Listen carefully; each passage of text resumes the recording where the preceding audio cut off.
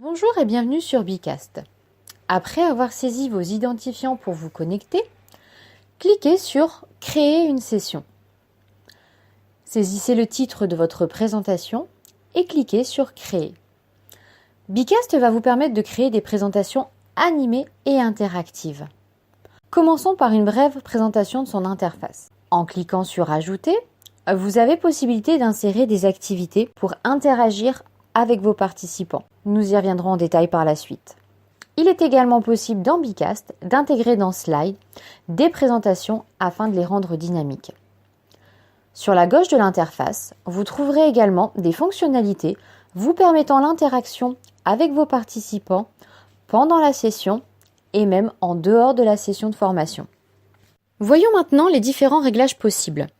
N'oublions pas que nous sommes sur une version gratuite et nous n'avons pas accès à toutes les fonctionnalités. Dans l'onglet Général, vous avez possibilité de changer le titre de votre session. Vous y trouverez également le lien de la session à communiquer à vos participants.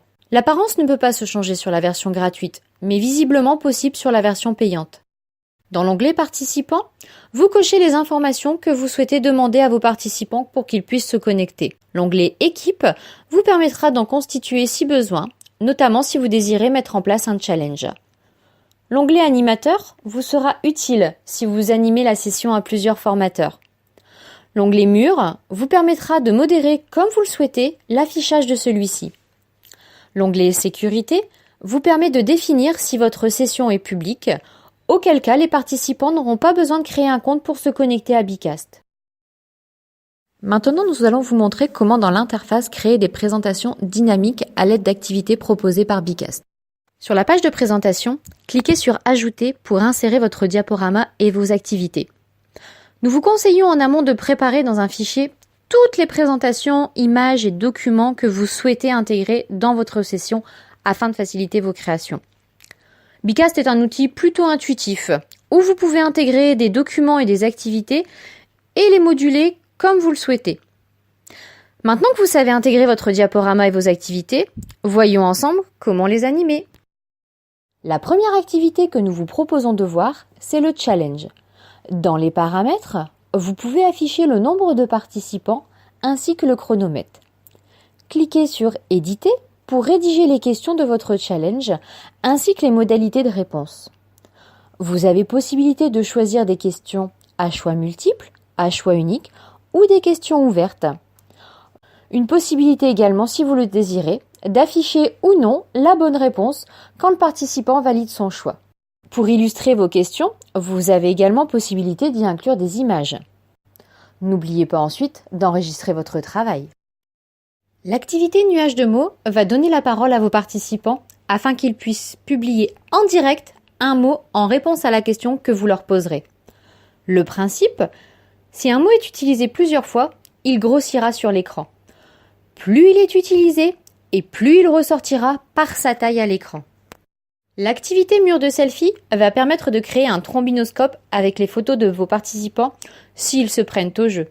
Auquel cas, ils peuvent également inclure des photos diverses qu'ils ont dans leur portable. À la fin, vous obtiendrez un mur reprenant toutes les photos de vos participants. Toutefois, vous avez la main dans l'onglet Paramètres pour modérer les photos qu'ils vont publier, mettre un chronomètre ou encore afficher le nombre de selfies en direct. L'activité brainstorming va permettre aux participants d'organiser leurs idées entre eux. Au préalable, il faudra saisir une question et insérer les différentes catégories de réflexion. Les participants pourront ainsi publier sur la session.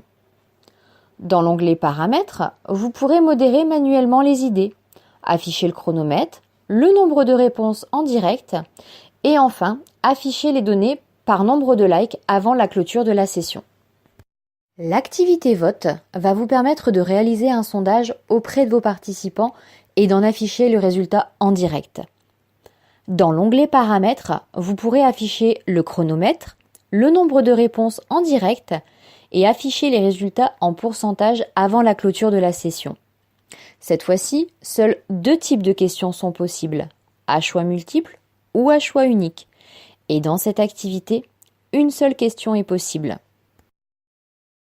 L'activité formulaire est différente de l'activité vote. Sous forme d'enquête, vous pourrez poser plusieurs questions à vos participants. Là aussi, vous aurez le choix sur le type de question, à choix multiple, à choix unique ou ouverte. Et vous pourrez même rendre certaines questions optionnelles. Les résultats pourront être affichés en direct à la fin du vote. Voyons maintenant sur la gauche de l'interface les fonctionnalités auxquelles les participants peuvent avoir accès pendant et même en dehors de la session en direct. Le premier onglet « Mur de messages » va permettre aux participants de s'exprimer en direct et poser des questions au formateur. L'onglet « Participants » permet de voir les personnes connectées avec leur nom si elles les ont saisies à la connexion et le nombre de personnes en anonyme. L'onglet « Informations » permet de laisser à la disposition des participants des informations qu'ils pourraient avoir besoin au cours de la session. Le programme de la formation, par exemple.